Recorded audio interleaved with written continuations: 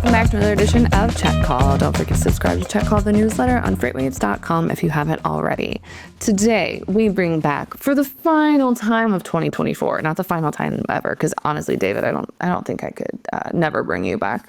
For the final time of 2024, the one and only David Spencer, Vice President of Market Intelligence at Arrive Logistics. Welcome back to the show, David. Thanks, Mary. Great to be back. Happy holidays. Way to close out the year here. I mean, we're really closing it out strong here, really ending on a high note, if you will. And I feel like I should have had like an NBA style announcement when I announced your voice, or no, your voice. No, you announced you. But I didn't think that far ahead. So maybe next time. Yeah, next time. Yeah. Anyway, so David, we've made it another year, another turn around the sun, if you will. And so we like to do this thing every year where we make ridiculous predictions. We're going to grade some of yours later. But first, we're going to make it through. We're going to take a peek, just take a gander back at some of the highs and lows. I mean, right now we are in the middle of retail peak season. And I'm not going to lie. I have fond memories and not fond memories of retail peak seasons of yesteryear where, you're just begging anyone to please take a load and they could name the price. If you want to charge me $3,000 for this load, say less, I'll do it. And turns out that's not quite the case this year. Why do you think things are a little bit more muted? I'm not going to say weak season like we said last year. I'm just going to say it's a touch more muted. There's not as strong of demand. What's behind it? Yeah, well, I think there's a couple of reasons. I think one of the large big pushes for an earlier retail peak season this year, I think ahead of those port strikes or the port strike in October, right? We saw retailers move a lot of freight into position in case there was an extended shutdown of the ports. And what that might mean. So a lot of the freight that needed to get to where it was going, got to where it was going, right? We have seen, I think, since the election, a little bit of what I'm hearing the phrase stockpiling pretty frequently right now, though. So we're seeing kind of a continuation of imports, maybe a little lower sense of urgency to get it from the ports once it comes to shore to where it needs to go. Not necessarily trying to get that holiday deadline. But that being said, I think that, coming into this month, a typical ramp up really starts about midweek here before we get into the week before Christmas. And, quite honestly, we're starting to see a little bit of capacity tighten up on our end.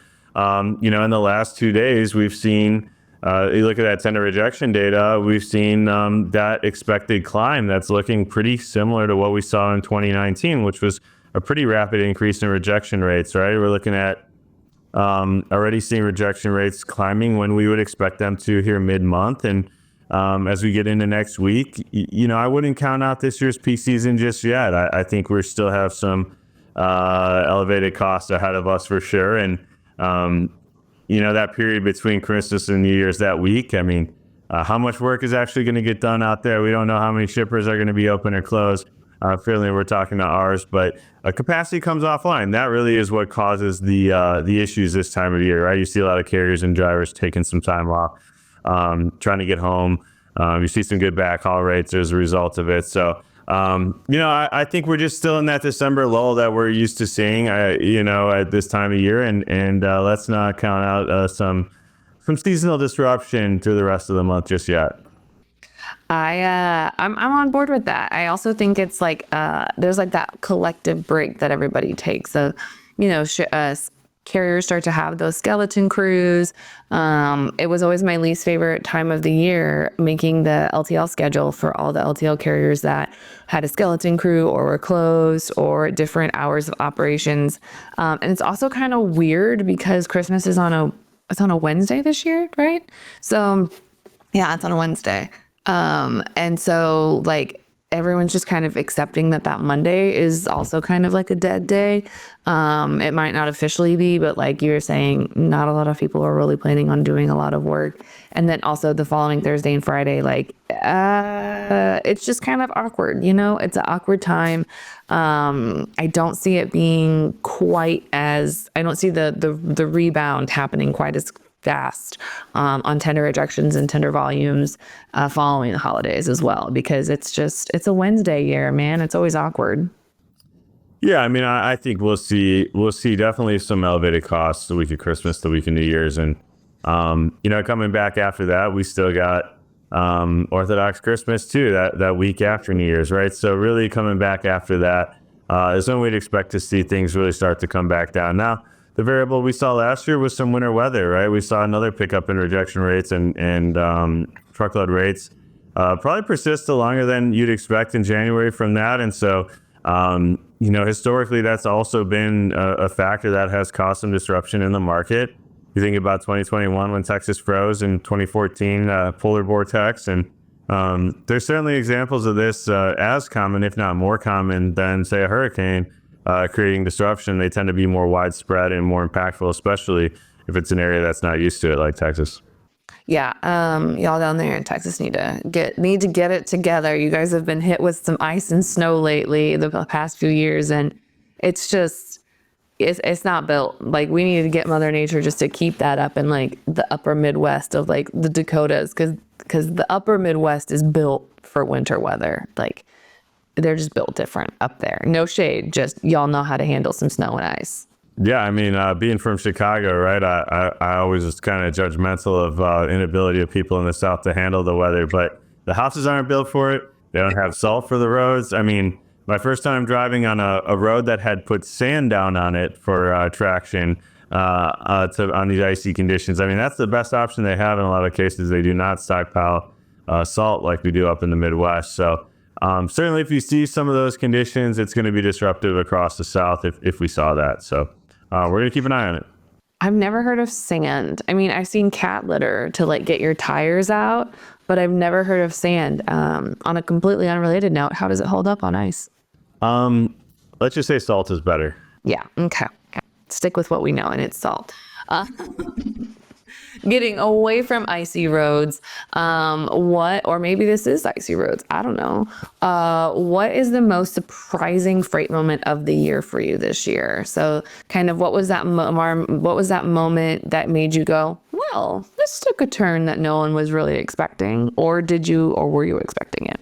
Yeah, I think that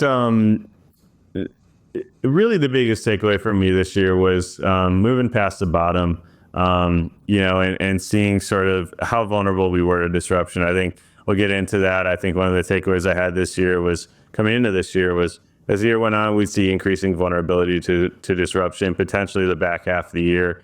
If there were an event, we might see a shakeup. And so, October, things changed a bit, right? We saw a couple of storms. We saw a port strike, right, coming into the month there, and brief one, which obviously is something we should talk about for a potential January threat. But since then, we've seen a little bit of a change in the market. It hasn't been a disruption like we've seen in the past, but definitely been more spot opportunities out there.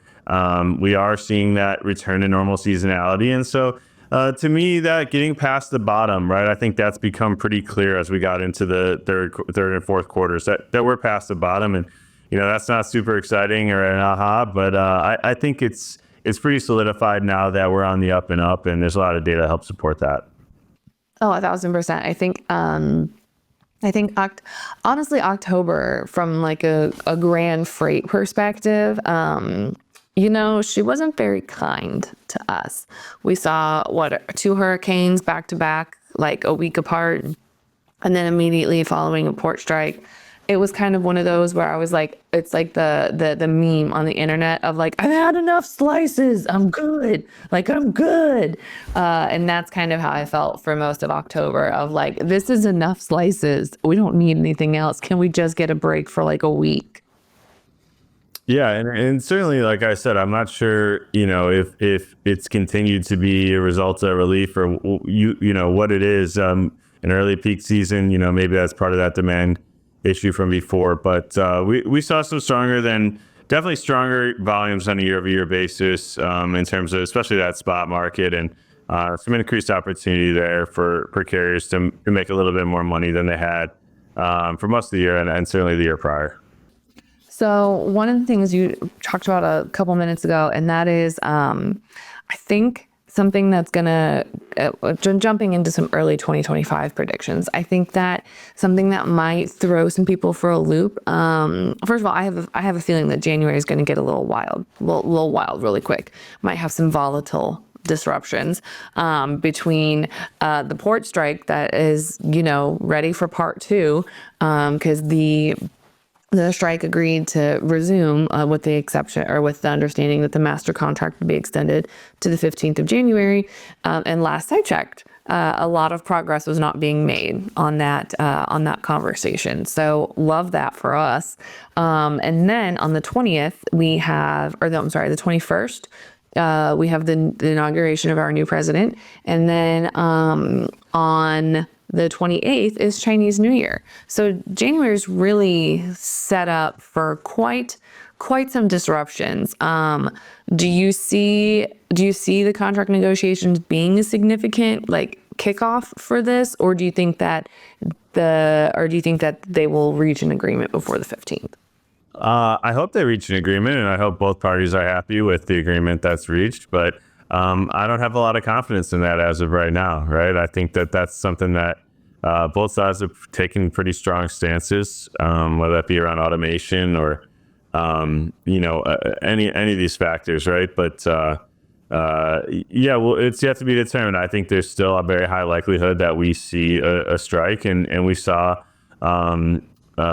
incoming President Trump's commentary on the situation. Essentially, it looks like he's siding with the port workers, right? So I don't necessarily, if the strike were to last the length of time from when it begins until when he comes into office, I don't necessarily expect him to intervene based on his commentary. So I think it's a very real possibility that we see a strike occur, and if it does make it long enough, I think there's no reason to expect that it will come to an abrupt end when Trump steps into office. So we'll see. I mean, standing the way that he seems to be looking at it, and it very well is a fair viewpoint, is you're looking at U.S. labor versus foreign enterprises.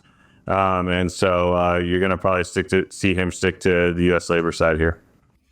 I think that, that just naturally kind of makes sense given everything that he said in his campaign.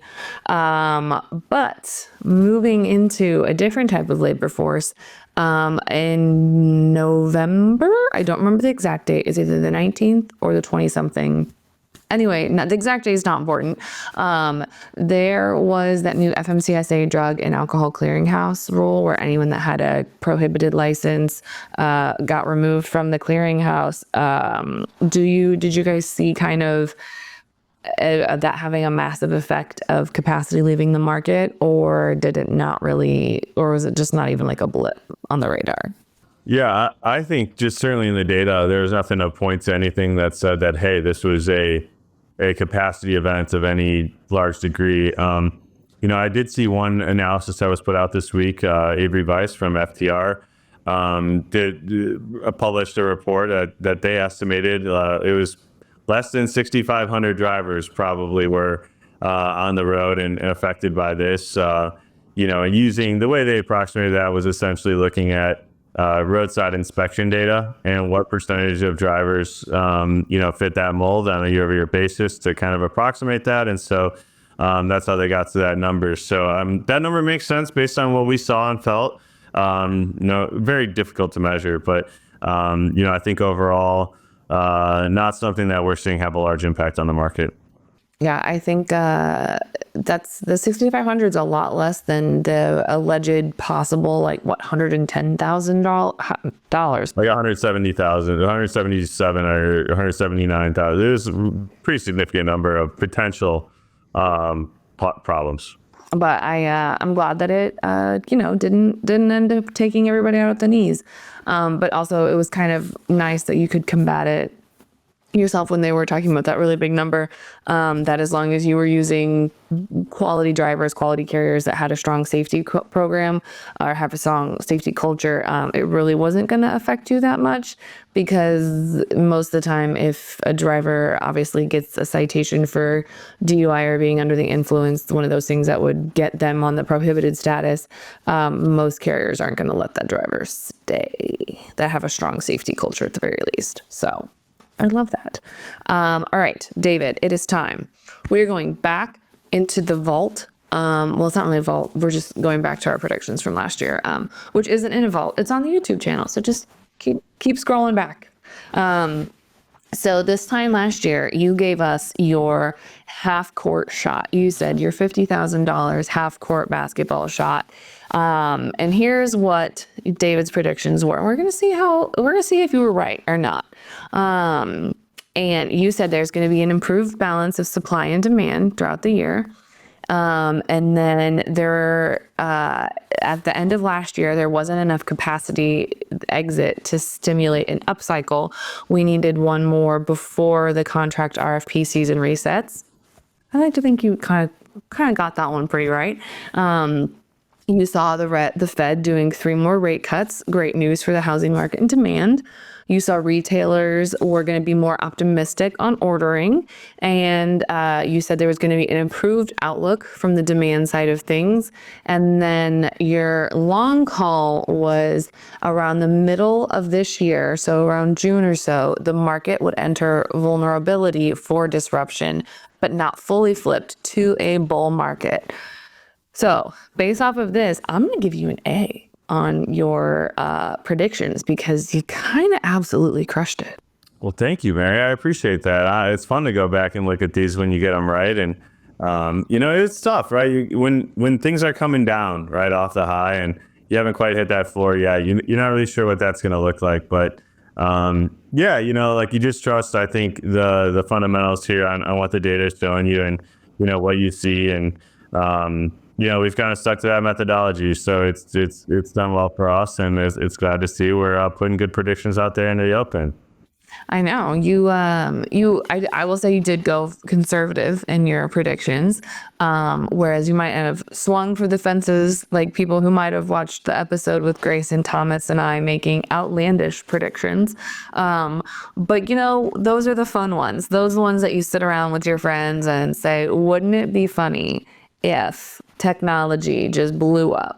I will say though that across everyone's predictions that I've talked to, like throughout the industry, the one thing all of us missed was cargo theft. Like none of us expected cargo theft to blow up the way that it did, and freight fraud, which I gotta say, I'm glad that no one expected that to happen, because who wants to say like, oh, fraud's gonna be huge?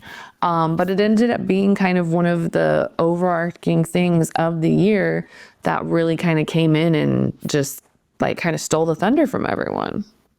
Yeah, it's certainly been a huge topic of conversation. I mean, every event I've been to this year, I mean, it seems like that's the main conversation, right? Not only what's happening in the fraud and theft space, but what's being done to counteract it. And it's a tough challenge, and that threat is always it's hitting a moving target. So been a big effort. We put a lot of energy and resources into this year, and even in our own event here, right, when we hosted some of our clients here, that was one of the very few pieces of content that we brought in some experts to help talk about, and to show what we're doing to help counteract that, because just like a safety culture in a carrier operations, I mean, that has to be a big part of the culture in any brokerage operations right now. The thefts can harm brokerages significantly, and I think it's a big thing going to drive a lot of really good businesses and people out of the industry. 1,000%. And I am optimistic that we'll get like a better, like our hands around it this year to really kind of figure out the best way to combat it. But the one thing that I do love about it is that people are talking about it more and sharing their experiences more instead of just kind of hiding about it and letting it happen to everyone else. So I do like that everyone has kind of more or less rallied around it and said, okay, well, it's happening to everyone. It's not just me. I didn't make a mistake. It's just truly happening to everyone. But David, what's going to happen in 2025? What does that crystal ball, what does the crystal ball say? And what is your new half court shot for the 2025 year?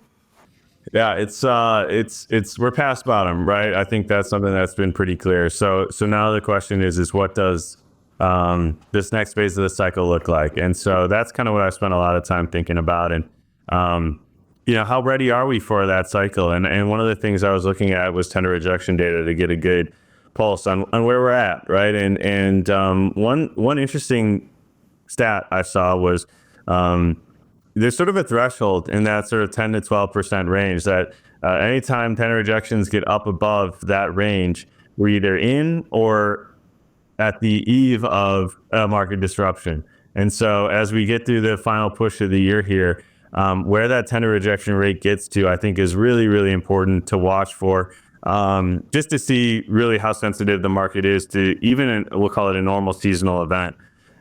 If you do see that, right, I think we're looking for our catalyst, right? Is it the port strike? Is it some new policy from the new administration that shakes things up? Is it winter weather? Is it a storm? We don't know what that is, right? But I think that if we see those tender rejections pop up, that's a pretty clear sign to me that we're on the verge, of being exposed to one of these events. So I guess I'll start there, right? And then if we do see an event, I think my biggest half court shot here, I think, is really dependent on us getting into a we'll call it a flipped market or disrupted market.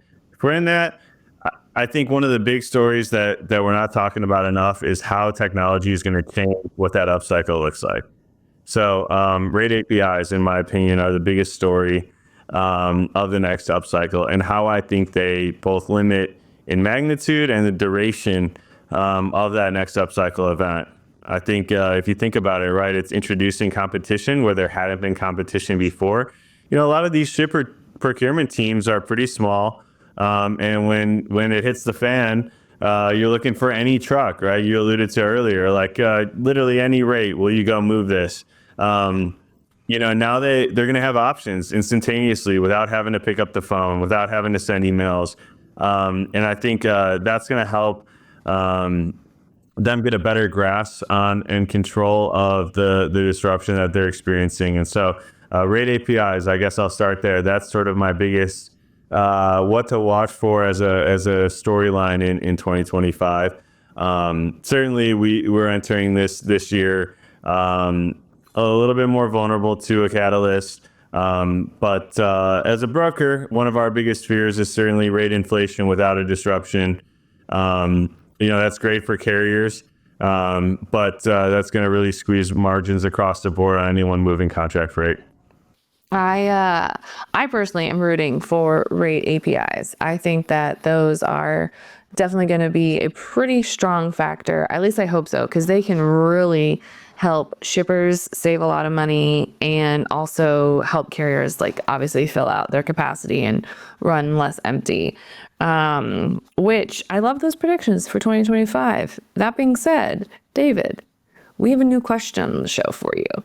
And we've retired the hot dog as a sandwich. After 150 episodes, I feel like that's done and dusted. But we have introduced a new one, and it's only fitting that you get to answer it. So David, if you could build a house out of any food, what would you choose? It's a tough question, right? I mean, do you go the route of something you could enjoy, like making your house apart and eating along the way? Or, are you just thinking more practical here and more logical? I think that's kind of where I landed when I saw this question. And, what came to mind was loaves of fresh bread, like baguettes or something. Oh. You're right. They build well. They're kind of like logs, right? But when they're fresh, they're kind of soft. But what happens to bread that's left out for a day? It gets hard. So you build in a house with some fresh loaves of bread, baguettes, maybe soft. You can kind of form them how you want to, and then bada bing, bada boom. 2 days later, it's you got your solid structure in place. I 1,000% love this. That is a fantastic thing. And then you could just chisel out a piece of your wall to eat some cheese with, some little bread and cheese. Yeah, just don't want to build it anywhere where there's rain. That thing would come melting down on you pretty quick. So, yeah, it's a tough question. Awesome. I absolutely love it. So if anyone has any questions on, the structural integrity of bread, or if they have any big predictions for 2025, they want to pick your brain on, where can they find you outside the show? Yeah, first and foremost, I think arrivelogistics.com and navigating to our insights page, you can reach out to contact myself and my team there, and also access all of our market content for free. And a market update coming out here, as well as beginning of January, we're going to put an updated rate forecast out for all of next year. So that's definitely a place where you can reach us in our content. And then on LinkedIn, you can find me, and as always, pretty regularly here on the Check Call podcast with Mary O'Connell. I love it. So I think we'll have David back probably in February. So if anyone has any questions or predictions or unhinged theories they want to talk to David, just shoot us a note, and we'll make sure that we put David in the hot seat and get his unhinged theory predictions. Thank you so much for joining us today. Thank you, Mary. It's a pleasure as always. You can find Check Call the podcast anywhere you get your podcasts, like Apple Podcast and Spotify. Don't forget to check out all the other incredible FreightWaves shows, and don't forget to subscribe to the newsletter on freightwaves.com/checkcall. See you on the internet.